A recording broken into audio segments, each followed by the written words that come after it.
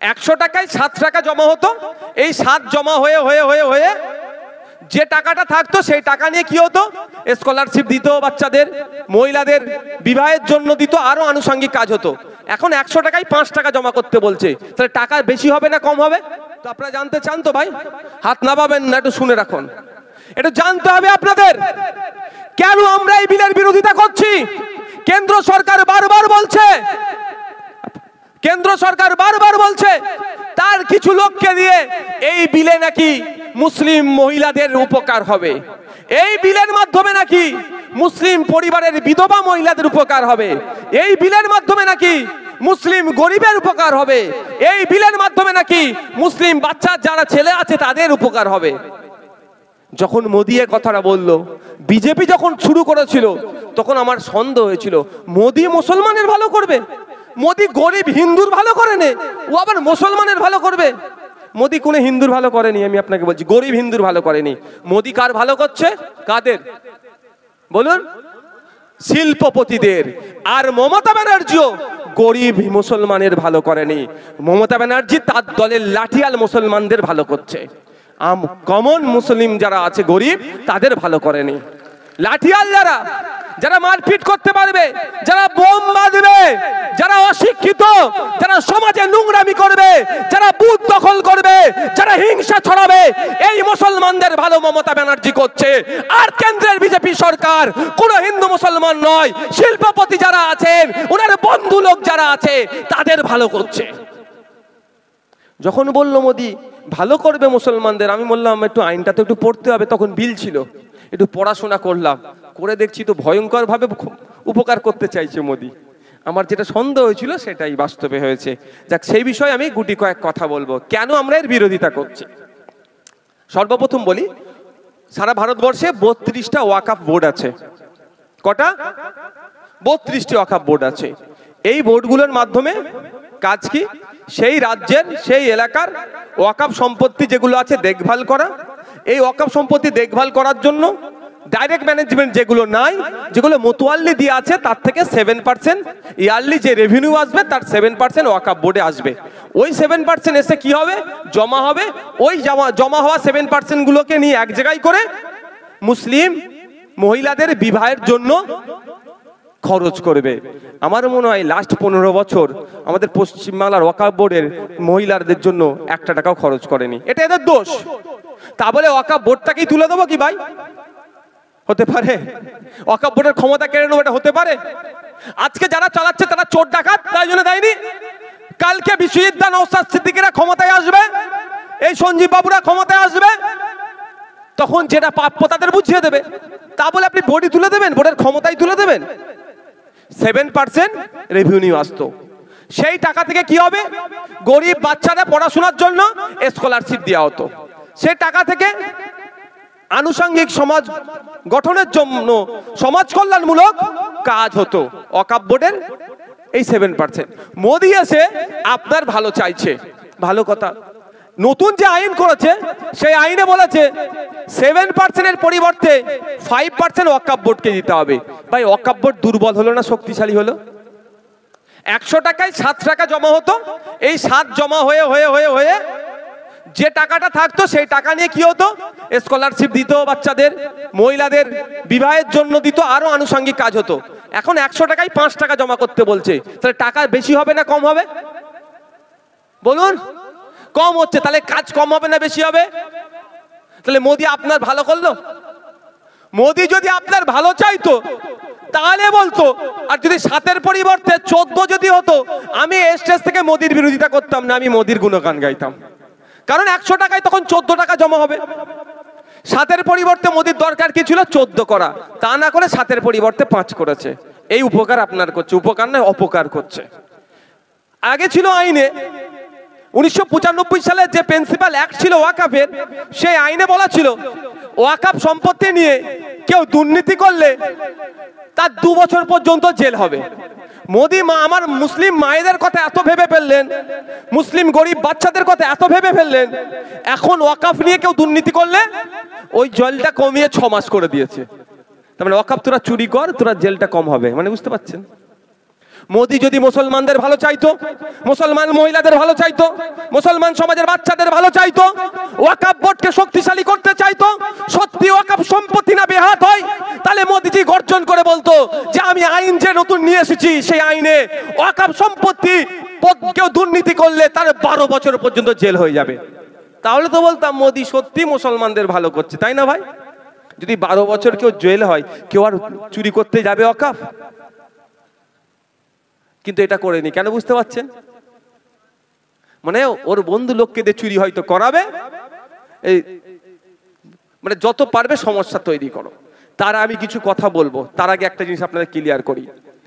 একটা বাজে প্রচলন আছে বা মিথ্যা প্রচার করা হচ্ছে কি, যে ধর্মনিরপেক্ষ রাষ্ট্র মুসলমানদের ধর্মীয় সম্পত্তি রক্ষণাবেক্ষণের জন্য আইন আছে, হিন্দু ভাইদের কেন নাই? এটা কিন্তু একটা ভুল বার্তা ছড়ানো হচ্ছে। হ্যাঁ, এটা ধর্মনিরপেক্ষ রাষ্ট্র।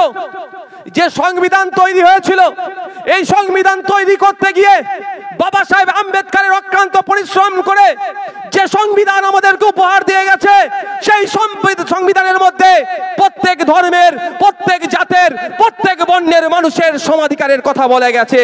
আর্টিকেল 14টা দেখলেই সেটা বোঝা যাবে। কিন্তু একটা মিথ্যা প্রচার আমাদের মধ্যে করে হিন্দু মুসলমানের মধ্যে বিভেদ তৈরি করতে চাইছে কারা? বিজেপি। আর এই যে প্রচার করছে তাকে আটকানোর দায়িত্ব কার বলুন? আমার? রাজ্য সরকারের। যে তোমাদের রাজ্য হচ্ছে, মমতা ব্যানার্জিরা আটকাচ্ছে না কেন? আইএসএফ কে হুমকি চুমকি দেবে, বিজেপি কে এরা মাখা মাখা করবে। কারণ এরা তো চায় রাজ্যে যত বিজেপি হই হই করবে, সংখ্যালঘু ভোটের 95% ভোট তাদের কোলে উঠে বসে থাকবে। আর 2-4টে আমার মতো, তোমাদের মতো যারা আছে, ওই মিথ্যা কেস দেখিয়ে মাঝে মধ্যে জেলে রাখবে, তাই তো? কিন্তু জানতে হবে এই কথাটা যেটা বিজেপি প্রচার করছে সম্পূর্ণ ভুল, অসত্য কথা। কারণ সারা ভারতবর্ষের মুসলিম সম্প্রদায়ের যে ধর্মীয় রিলিজিয়াস এন্ডোমেন্ট গুলো আছে, সেইগুলো রক্ষণাবেক্ষণের মাধ্যম কি 32টা কমে বোর্ড মিলে রক্ষণাবেক্ষণ করে। কটা? 32টা ওয়াকফ বোর্ড আছে, তারা রক্ষণাবেক্ষণ করে। তার মাথায় সেন্ট্রাল ওয়াকফ কাউন্সিল আছে, ঠিক আছে? তাহলে আমার হিন্দু ভাইদের ধর্মীয় সম্পত্তি রক্ষণাবেক্ষণের দায়িত্ব কার? ভারত সরকারের নিশ্চিতভাবে, রাজ্য সরকারগুলো নিশ্চিতভাবে। তা আইন আছে কিনা না একটু দেখে নেওয়া যাক। যারা অসত্য কথা বলে তাদেরকে উত্তর আপনারা দেবেন। কারণ আপনাদের বলে রাখি, যেমন ওয়াকফ প্রিন্সিপাল অ্যাক্ট 1995-এ তৈরি হয়েছে। 1954 আগে, দেশ স্বাধীনের আগে থেকে ওয়াকফ আইন ছিল। প্রিন্সিপাল অ্যাক্ট হিসাবে যখন পরিগণিত হয়েছে 1995 সালে লাস্ট ছিল। তারপরে 2013 সালে একবার অ্যামেন্ডমেন্ট হয়েছে, আবার 2025 সালে এরা করলো। তো দা উত্তরপ্রদেশ শ্রী কাশী বৈশ্বনাথ টেম্পল অ্যাক্ট 1983 সালে তৈরি। বিখ্যাত মন্দির জানেন তো উত্তরপ্রদেশের? কাশী বৈশ্বনাথ মন্দির। ওই মন্দির হচ্ছে মন্দিরের সম্পত্তি রক্ষণাবেক্ষণের জন্য আইন কত সালে? উত্তরপ্রদেশ সরকারের 1983 সালে তৈরি হয়েছে। এই ধরনের অনেক আছে, অনেক রাজ্যের আইন আছে। The Tamil Nadu Hindu religious and charitable endowments act 1959 সালে তৈরি হয়েছে। তামিলনাড়ু রাজ্যে হিন্দু ধর্মের ধর্মীয় সম্পত্তি এবং চ্যারিটেবল এন্ডোমেন্টস যেগুলো আছে তার রক্ষণাবেক্ষণ কিভাবে হবে না হবে, কিভাবে চলবে, ঠিক ওয়াকফ সম্পত্তি কিভাবে থাকবে না থাকবে, কিভাবে চলবে, যেমন আইন আছে, আমার ভিন্ন সম্প্রদায়ের মানুষজন যারা আছে তাদের জন্য একইভাবে আইন আছে। আচ্ছা, এখন চর্চা হচ্ছে খুব বেশি কোথায় বলুন তো? কোনটা নিয়ে বলুন? পুরীর জগন্নাথ ধাম নিয়ে না? পুরীর জগন্নাথ ধামের আদলে যেটা তৈরি করেছে, আমি চরম বিরোধী। কিন্তু মন্দির মসজিদ সরকারের তৈরি করার কথা নয়। 1 নম্বর কেন বিরোধী আমি বলছি, যে পুরীর জগন্নাথ ধামের আলাদা একটা ঐতিহ্য আছে তো, আলাদা একটা ইতিহাস আছে তো। 4টে ধামের মধ্যে একটা বিখ্যাত ধাম তো, তার আদলে যদি পাড়ায় পাড়ায় আমি ওই ধাম তৈরি করে দিই, তাহলে ওই ধামের গুরুত্ব কমবে না? কমবে না? আমি একজন ধর্মনিরপেক্ষ মানুষ স্টেজে দাঁড়িয়ে এর বিরোধিতা করছি। এদের বিশ্বাস নয়। এরা কি বলছে? গরিব মানুষ পুরীর ধামে যেতে পারেনি, ওই জন্য ধাম করে দিয়েছি। কালকে তো আপনার এখানে কি বলে, বাদুড়িয়াতে আর একটা করে দেবে জগন্নাথ ধাম। তাহলে ওই ধামের গুরুত্ব, ইতিহাস, তার যে সমস্ত ঐতিহ্য বিলীন হচ্ছে কি হচ্ছে না ভাই বলুন? হচ্ছে না। আমি উদাহরণের জন্য বলছি, এখানে মুসলিম সম্প্রদায়ের মানুষ বেশি আছেন, সহজে বুঝবেন। আচ্ছা, কালকে যদি মমতা বলে, মোদি বলে মুসলমানদের জন্য ভালো চাইছে, এরকম ভালো যে তোমরা মক্কা শরীফে যেতে গেলে 3.5-4 লাখ টাকা হজে লাগে, আমরা এখানে একটা কাবা শরীফ বানিয়ে দেবো, কেমন লাগবে? খারাপ লাগবে না? হবে কি হবে? তাহলে হিন্দু ভাইদের কাছে ওই ধামটা কি ওই রকম হচ্ছে না? চোখ কান খুলে রাখতে হবে, ওটা হিন্দুদের বিষয়, চুপ করে যাবো এরকম নয়। হিন্দু মুসলমানের নয়, অন্যায় হলে অন্যায় প্রতিবাদ করতে হবে। আপনি মন্দির করবেন আপনার কাঠের টাকা দিয়ে করুন, ওর আদলে করছেন, কিন্তু আরো তো মন্দির আছে। কিন্তু মাথায় রাখতে হবে এদের কোন জায়গায় এরা কি করতে চাইছে। প্রত্যেকে মানুষের গুরুত্ব ঐতিহ্যকে ধ্বংস করছে। এখন না প্রতিবাদ করলে কালকে দেখবেন এরকম একটা কাবা শরীফ বানিয়ে দেবে। এরা বলবে তোদের আর যেতে লাগবে না, 4 লাখ টাকা সবাই দিতে পারবি না। এই ধরনের এরা করছে। যাক, আমি ফিরে আসি। ওই যে পুরীর জগন্নাথ মন্দির যেটা আছে, সেখানে দেখবেন কি লেখা আছে, মন্দিরে একটা জায়গায় লেখা আছে অহিন্দু প্রবেশ নিষেধ। কেন যদি প্রশ্ন করি, কিন্তু এটা কি ভুল লিখেছে? আমি স্টেজ থেকে বলছি কিছু ভুল লিখে নেই, আইনের মধ্যে আছে ওরা। রিলিজিয়াস এন্ডোমেন্ট অ্যাক্ট 1863 যদি আপনি দেখেন, গাইডলাইন অনুযায়ী লেখা আছে। সংবিধানের বাইরে কিছুই তিনি করেননি। আর্টিকেল 26 নম্বর খুলুন, সেখানে বলে আছে তাদের সম্পত্তি রক্ষণাবেক্ষণ থেকে শুরু করে সব তার অনুযায়ী করেছে। আমি ওইদিকে এখন যাচ্ছি না। তাহলে মুসলিমদের ধর্মীয় সম্পত্তি রক্ষণাবেক্ষণের জন্য যেমন আইন আছে, হিন্দু ভাইদের ধর্মীয় সম্পত্তি রক্ষণাবেক্ষণের জন্য আইন আছে তো নাকি ভাই? হ্যাঁ, কি শুনলেন এখন? তাহলে আজকের পর থেকে যে হিন্দু মুসলমানের মধ্যে বিজেপি বিভেদ লাগানোর চেষ্টা করছে, তার জবাব দেবেন তো ভাই? শুধু তাই নয়, হিন্দু মুসলমান বলে নয়, পার্সি ভাইদের সম্পত্তি রক্ষণাবেক্ষণের জন্য তাদের নিজস্ব আইন আছে। The Parsi public trust registration act 1963। 1936 সালে পার্সি ভাইদের ধর্মীয় সম্পত্তি রক্ষণাবেক্ষণের জন্য আইন এখনো চলে আসছে। শুধু তাই নয়, আমাদের মধ্যে যে শিখ ভাইরা আছেন, গুরুদুয়ারা আমরা জানি তাদের পবিত্র ধর্মস্থান, সেই ধর্মস্থানের রক্ষণাবেক্ষণের জন্য, তার সম্পত্তি রক্ষণাবেক্ষণের জন্য আমার দেশে আইন আছে। খ্রিস্টান ভাইদের গির্জা থেকে শুরু করে তাদের গির্জার ধর্মীয় সম্পত্তি রক্ষণাবেক্ষণের জন্য আলাদা আইন আছে। সেই আইনটা কি? The Sikh endowments or the Sikh Gurdwaras and religious endowment act 1973, যে আইনটা এখন চলছে 1973 সালের। সেই আইনটাকে তারা সামনে রেখে তাদের গুরুদুয়ারা যে সম্পত্তি আছে বা ধর্মীয় আচরণ যা হবে ওখানে রক্ষণাবেক্ষণের জন্য আইন আছে। তাহলে প্রত্যেকটা জাতির মানুষের জন্য তাদের ধর্মীয় সম্পত্তি রক্ষণাবেক্ষণ, পরিচালনা, প্রোটেক্ট করার আইন আলাদা আলাদা আছে কিনা নাই ভাই? এটা দ্বারা তো প্রমাণ হলো। এটা শুনে হয়তো বিজেপি নেতারা বলতে পারে কি, এই নওশাদ সিদ্দিকী ভুল বলেছে। সেই বিজেপির নেতাকে বলবেন, তুই তো পাড়ার নেতা, তোদের রাজ্যের নেতা শুভেন্দু অধিকারী, তোদের রাজ্যের নেতা সুকান্ত মজুমদার, তোদের রাজ্যের নেতা দিলীপ ঘোষ, ওদেরকে বসা, আর অন্যদিকে নওশাদ সিদ্দিকীকে বসাবো। আমরা শুধু খেলা দেখবো, আসল সত্য কথা কে বলছে বলেন ওদেরকে। বুঝবে এদের সাহস আছে? অসত্য নিয়ে তোরা আছে। তাই এরা এটা বলে আমাদের হিন্দু মুসলমানের মধ্যে বিভেদ লাগানোর চেষ্টা করছে। এই ফাঁদে আমরা পা দেব না। আচ্ছা, আমার কি এটা শুনতে আপনাদের খারাপ লাগছে? এনার্জি আছে তো? না নাই ভাই, শেষ করে দেবো। এনার্জি আছে তো ভাই? তাহলে আমি শোনাবো। নাহলে ভাই আমি আমার প্রত্যেক দিন বক্তব্য যদি একদিন রেস্ট পাই, আমি একটু শরীরটাতে রেস্ট পেতাম। এটা দাও তো। আমরা আর একটা ভুল প্রচার করছে, প্রচার করে আইনের কোন কোন জায়গায় আমরা বিরোধিতা করছি সেইগুলো বলবো। কি ভুল করছে? ভুল প্রচার হচ্ছে যে ওয়াকফ বোর্ড নাকি যেখানে হাত দেবে সেটাই নাকি ওয়াকফ বোর্ডের হয়ে যাবে। এটা শোনার পরে বিজেপির লোকেরা আমার হিন্দু ভাইদের কাছে কি গিয়ে বলছে, এই তোর বাড়ির সামনে যে তুলসী তলা আছে, আমার হিন্দু ভাইদের কিন্তু ম্যাক্সিমাম বাড়ির সামনে তুলসী তলা থাকে না ভাই। কেন থাকে? ধর্মীয় বিশ্বাস। তারা সেখানে তার মান্যত থেকে শুরু করে রিলিজিয়াস প্র্যাকটিস সেটা করে। তো ওই তুলসী তলার সামনে যদি ওয়াকফ বোর্ড এসে বলে এটা ওয়াকফের জায়গা, দেশের প্রধানমন্ত্রী মোদিজি, দেশের রাষ্ট্রপতি সুপ্রিম কোর্টে কিছু করতে পারবে, এটা ওয়াকফের হয়ে যাবে। ওই জন্য তো ওয়াকফ আইন তুলে দিচ্ছে আমরা। এইভাবে বুঝাচ্ছে। স্বাভাবিকভাবে সহজ সরল ধর্ম নিরপেক্ষ পাশাপাশি বসবাস করি, কাকা ভাইপোর সম্পর্ক, সেই হিন্দু ভাইটাও কিন্তু ভয় পাবে কি পাবে না ভাই? যতই আপনার আপন হিন্দু হোক না কেন, এই কথা যদি শোনে, মিথ্যা কথা, মনে একটু ভয় ঢুকবে না? ওয়াকফ বোর্ড যদি এসে যায় তাহলে আমার তুলসী তলাটা হাতছাড়া হয়ে যাবে। বলছে ওই মন্দিরটা আছে, ওই মন্দিরে যদি বলে দেয় ওয়াকফের জায়গা, ওই মন্দিরটা ওয়াকফের হয়ে যাবে। ওর ঘরে বললে ওই ঘরটা ওয়াকফের হয়ে যাবে। এই রকম ভাবে মিথ্যা কথা বলে হিন্দু মুসলমানের মধ্যে একটা বিভাজন তৈরি করতে চাইছে। আসলে কেন্দ্রের বিজেপি সরকার ক্ষমতায় আসার আগে কি বলেছিল? বছরে 2 কোটি বেকারের চাকরি দেব। আপনার পাড়া থেকে মুসলমানদের কথা বাদ দিন, কটা আমার হিন্দু ভাই চাকরি পেয়েছে হাত তুলে বলতে পারবেন? অ্যাকাউন্টে 15 লক্ষ করে টাকা দেব, 1 টাকা সমান $1 হবে। ঘোড়ার ডিম হয়েছে। 15 লক্ষ টাকা তো দূরের কথা, 15 পয়সা পাইনি, বরঞ্চ আমাদের টাকা, দেশের টাকা চুরি করে বিদেশে বেশি চলে গিয়েছে। আর যারা গিয়েছে তাদের অধিকাংশ গুজরাটের মানুষজন। এই মোদির চাচতো ভাই, কাকার ছেলে, জাটার ছেলে। আমার এই সঞ্জয় বাবু তো নাকি সন্দীপদার কাকার ছেলে, মামার ছেলে নয়, সব মোদির কাকার ছেলে, মামার ছেলে। ও বা গুজরাটিরা গিয়েছে, তো আমরা বাঙালি গিয়েছে বলতে পারবে? আমাদেরকে কাকার ছেলে, মামার ছেলে যায়নি। তো বুঝতে হবে। তো এরা কি করছে? এই ব্যর্থতা ঢাকার জন্য হিন্দু মুসলমান করো, এই ব্যর্থতা ঢাকার জন্য কি হিন্দু মুসলমান চালিয়ে দাও, ওই ভালো খেয়ে যাবে। আর আমরাও এমন বড় ধার্মিক হয়ে গেছি, আমাদের ধর্ম শিখালো না অন্য ধর্মের মানুষকে ঘৃণা করতে। শ্রী রামকৃষ্ণ দেব, স্বামী বিবেকানন্দজি, মা সারদা দেবী একবারের জন্য শিক্ষা দিল না যে অন্য ধর্মকে তুমি হিংসা করো।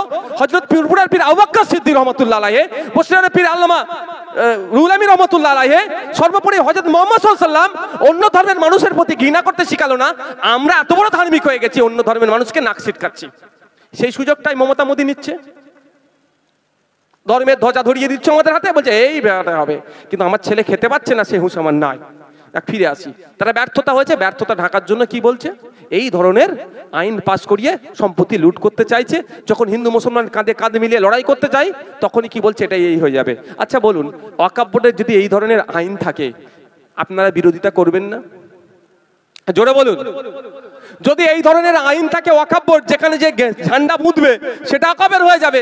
এখানে বলেন, আমি অ্যাসেম্বলি হাউসের মধ্যে বলেছিলাম ওই আইনের বিরোধিতা নওশাদ সিদ্দিকী সর্বপ্রথম করবে, কারণ এই আইন তুলে দেওয়া দরকার, প্রত্যাহার করানো দরকার, যে মানুষের উঠোনে গিয়ে তুমি ঝান্ডা লাগিয়ে দিয়ে তোমার সম্পত্তি বলে দেবে। কিন্তু এই ধরনের আইন নাই। আইন যদি থাকতো এই ধরনের, এতদিন রাখতো? প্রথম কথা। দ্বিতীয় কথা যেটা আপনাদের বলি, ওয়াকফ বোর্ড পশ্চিম বাংলার এই মুহূর্তে, আপনাদের এলাকার যারা তৃণমূলের নেতারা আছে জিজ্ঞাসা করবেন, এই মুহূর্তে পশ্চিম বাংলায় প্রায় ৭৬,০০০ ওয়াকফ সম্পত্তি, ৭৬,০০০ বিঘা, কত বিঘা? ৭৬,০০০ বিঘা ওয়াকফ সম্পত্তি বেহাত হয়ে পড়ে আছে। ওয়াকফ বোর্ড উদ্ধার করতে পারছে না। বলছে আমার এত ক্ষমতা, আমি করাত কলে দাঁড়ালে করাত কলটা আমার হয়ে যাবে। কিন্তু করাত কলের আগে ওই সামনে যে 2টো দোকান আছে, চায়ের দোকান, ওটা আমার, অন্যজন ভোগ করছে। আমার এত ক্ষমতা, ওটাকে আমি নিতে পারছি না, আমি করাত কলটার দিকে তাকাচ্ছি। বুঝতে পারছেন? আমার জায়গা ৭৬,০০০ বিঘে, আমি উদ্ধার করতে পারলাম না। আমি কারো উঠোনে গিয়ে যদি বলে এটা আমার, সেটা আমি নাকি দখলে পেয়ে যাব? এটা হতে পারে ভাই? আগে তো আমার ৭৬,০০০ বিঘাটা আমি উদ্ধার করব। ৭৬,০০০ বিঘে উদ্ধার করার জন্য আমার সরাসরি ক্ষমতা নাই। সেই জন্য আমি ছুটে যাচ্ছি কোথায়? ওয়াকফ ট্রাইব্যুনালের কাছে গিয়ে বিচারপতিকে বলছি, মাই লর্ড, ওই আমার বেড়াচাপা এই জায়গাটা করাত কলের ওপারে আমার 2 বিঘে জায়গা আছে, ও দখল করে রেখে দিয়েছে, একটু অর্ডার করো যাতে আমি পেয়ে যাই। ওখানে হচ্ছে না, আমি ছুটে যাচ্ছি কোথায়? কলকাতা হাইকোর্টে। কলকাতা হাইকোর্টে গিয়ে জাজেসদেরকে বলছি, মাই লর্ড, আমার ওই করাত কলের অপোজিটে আমার 2 বিঘে জায়গা আছে বোর্ডের, আকে দখল করে রেখে দিয়েছে, তুমি একটু অর্ডার করো যাতে আমি উদ্ধার করতে পারি। ওখানে হচ্ছে না, আমি ছুটে যাচ্ছি বোর্ড সুপ্রিম কোর্টে। সুপ্রিম কোর্টের গিয়ে চিফ জাস্টিস বা যে কোনো বিচারপতিকে কি বলছি, যে মাই লর্ড, আমার করাত কলের সামনে যে 2 বিঘা ওয়াকফ সম্পত্তি আছে, সেটা আমি পাচ্ছি না, বেদখল হয়ে আছে, তুমি একটু অর্ডার করে দাও যাতে উদ্ধার করতে পারি। আমার নিজের ক্ষমতা নাই। আমি সিরাজপুর মসজিদের যে জায়গাটা বেদখল হয়ে যাচ্ছে, তাই তো নাকি? হ্যাঁ, সিরাজপুর তো ত্রিমণি বলে যে জায়গাটা আছে আপনাদের এলাকায়, আমি কাগজ নিচ্ছি। ও বিধানসভায় ছুঁড়ে মারবো মন্ত্রীদের দিকে। ছুঁড়ে মারবো মানে দেবো, ছুঁড়ে মারবো না, আমি মন্ত্রীদের দেবো। ওই দেখুন আপনাদের কারনামা, আপনারা আবার বলছেন বিজেপির আইনের বিরুদ্ধে, সেটা দেখাবো। আমার কাছে কাগজ চেয়েছি তো, ওটা এইখানে কথা বলছি আমি। এইখানে কত কাটা? 29 কাটা মতো নাকি? 28 কাঠা জায়গা ওয়াকফ বোর্ডের বেদখল হয়ে যাচ্ছে, এটা উদ্ধার করতে পারছে না, তার নিজের জায়গা, সে নাকি আবার ত্রিমণির কোনো হিন্দু ভাইয়ের জায়গা নিয়ে নেবে। এটা হতে পারে ভাই? এইটা বলে হিন্দু মুসলমানের মধ্যে বিভেদ লাগানোর চেষ্টা করছে। তা এটা আপনাদের মাথা থেকে সরাতে হবে। এর মাথা থেকে সরাতে পারবেন তো? আপনার পাশে আপনার প্রতিবেশী অন্য ভাইকে আপনার দায়িত্ব বুঝানোর, সত্য জিনিসটা প্রচার করার। আচ্ছা, এবার আসা যাক আমরা এই আইনের কেন বিরোধিতা করছি। এই আইন সংবিধানের 14, 15, 25, 26, 29, 300 ক, 300 এর ক এই ধরনের আর্টিকেলগুলোকে ভায়োলেট করছে। এবার এই কি কি আইনের মধ্যে আছে বলতে গেলে ভাই সময় স্বল্প, অনেক কিছু হয়ে যাবে। যেমন আপনাকে বলি, 14 নম্বর আর্টিকেলটা কি আছে? ইকুয়ালিটি বিফোর ল, সমতার কথা বলা আছে। এরকম ভাবে আপনার 15 নম্বর আর্টিকেলে ধর্ম, বর্ণ, জাতি, লিঙ্গ অথবা জন্মস্থানের কারণে পৃথকভাবে না দেখার কথা বলা আছে। কেন পৃথকভাবে দেখা হচ্ছে এখানে? এখানে আমি কিছু ব্যাখ্যাতে গেলে আপনারা পাবেন। 26 নম্বরে বলা আছে যে যাদের এই সম্পত্তি যারা আছে আপনার এই ধর্মীয়, আচ্ছা, freedom to manage religious affairs, ধর্মীয় বিষয়সমূহ ব্যবস্থাপনা করার স্বাধীনতা, আর্টিকেল সংবিধানের 26 নম্বর আর্টিকেলে বলা আছে। তাহলে আপনার ধর্মীয় বিষয়বস্তু, আপনার মাদ্রাসা, আপনার মসজিদ, আপনার গির্জা, আপনার গুরুদুয়ারা, আপনার বৌদ্ধদের ধর্মের স্থান, সেইগুলো রক্ষণাবেক্ষণের যে ধর্মীয় রিলিজিয়াস যেগুলো আছে সেইগুলোর পাওয়ার কোথায়? আর্টিকেল 26-এ দেওয়া আছে। আরো বিস্তারিত আছে, এইগুলো আমি এখন ভাই সময় নাই বলার। মেন পয়েন্টে আমি আসি যে আমরা বিরোধিতা করছি কেন। দুটো পয়েন্ট বললাম। এইবার বিরোধিতা করার কারণ হচ্ছে ইন্ডিয়ান লিমিটেশন অ্যাক্ট 1963 আইনে বলা আছে এই যে এইটা কার নিজস্ব কারো সম্পত্তি, কারো সম্পত্তি, তো এই সম্পত্তির ধারে যদি কেউ 12 বছর ধরে একটা কুঁড়ে ঘর হোক যাই হোক করে বসে যায় না, কিন্তু মালিক ওকে তুলতে পারবে না, আর সাব জুডিস ম্যাটার হয়ে যাবে। কোর্ট কিন্তু ওর পক্ষে রায় দিয়ে দেবে, ওকে সত্তার মালিক বানিয়ে দেবে। এটা কিসের ভিত্তিতে? ইন্ডিয়ান এভিডেন্স অ্যাক্ট 1963 কিছু প্রভিশন আছে সেটার ভিত্তিতে। কিন্তু এই 2025 সালে ওয়াকফ সংশোধনী আইনের হওয়ার আগে পর্যন্ত ওয়াকফ সম্পত্তিতে 12 বছর কেন 22 বছর কেউ বসে থাকলে সেটা তুলতে পারতো না, সেটা সত্তার মালিক হতে পারতো না। ক্লেম করলো, কোর্ট ওর পক্ষে কথা বলবে না, এই আইন ছিল। কিন্তু মোদি উপকার করলো আপনার না অপকার করলো ভাই বলুন? মোদি আইন করে দিল কি, কেউ যদি এই জায়গা দখল করে রাখে, হয়তো এখন উদ্ধার করতে পারছেন না, মামলা চলছে, চেষ্টা করছেন বোঝাবার মৌখিকভাবে, দীর্ঘকাল হয়ে গেছে। যে নতুন আইন করেছে এই আইনের ভিত্তিতে আর আপনি তুলতে পারবেন না। এটা আপনার লাভ হলো না লস হলো? বলুন, লস হয়েছে। তো এই হচ্ছে আইনের আমরা বিরোধিতা করছি। এবার প্রশ্ন এখানে আমার আসবে, কেন আবার বিরোধিতা করছি? আর্টিকেল 14-এ কি বলছে? সমঅধিকারের কথা বলছে। আর্টিকেল 15-এ কি বলছে? জাত, ধর্ম, লিঙ্গ কাউকেও পৃথকভাবে দেখা যাবে না। মুসলিমদের ধর্মীয় সম্পত্তিতে লিমিটেশন অ্যাক্ট প্রযোজ্য ছিল না, আপনি সেটা তুলে দিলেন। খ্রিস্টানদের ধর্মীয় সম্পত্তিতে লিমিটেশন অ্যাক্ট প্রযোজ্য নয়, এটা এখনো আছে। হিন্দু ভাইদের ধর্মীয় সম্পত্তিতে 12 বছর কেন 22 বছর 2200 বছর কেউ যদি থাকে সেটা সে দখল নিতে পারবে না, আইনটা এখনো আছে। যে কোনো ধর্মের মানুষের ধর্মীয় সম্পত্তিতে 22 বছর থাকলেও সে তার সত্তার মালিক হতে পারবে না, এই আইন আছে। শুধুমাত্র মুসলমানদেরটা সরিয়ে দিল, এর জন্য আমরা বিরোধিতা করছি। মুসলমানদের সরিয়ে যদি না রেখে দিয়ে যদি খ্রিস্টানদেরটা সরিয়ে দিত তারও আমরা বিরোধিতা করতাম ভাই। যদি পার্সিদেরটা সরিয়ে দিত, বাকি সব রেখেছে, পার্সিদেরটা সরিয়ে দিয়েছে, তারও আমরা বিরোধিতা করতাম। এটা শুধুমাত্র মুসলমানদের উপর আঘাত দিল না, সংবিধানের 15 নম্বর আর্টিকেলের উপর আঘাত দিল। তাই আমাদের লড়াই সংবিধান বাঁচানোর লড়াই। মুসলমানদের সম্পত্তি কেড়ে নিচ্ছে, তার থেকে বড় কথা হচ্ছে সংবিধানের আর্টিকেলের উপর আক্রমণ হচ্ছে। এই সংবিধান নিয়ে আনার জন্য, এই দেশ স্বাধীন দেশ করার জন্য আপনার আমার পূর্বপুরুষেরা জীবন উৎসর্গ করেছে।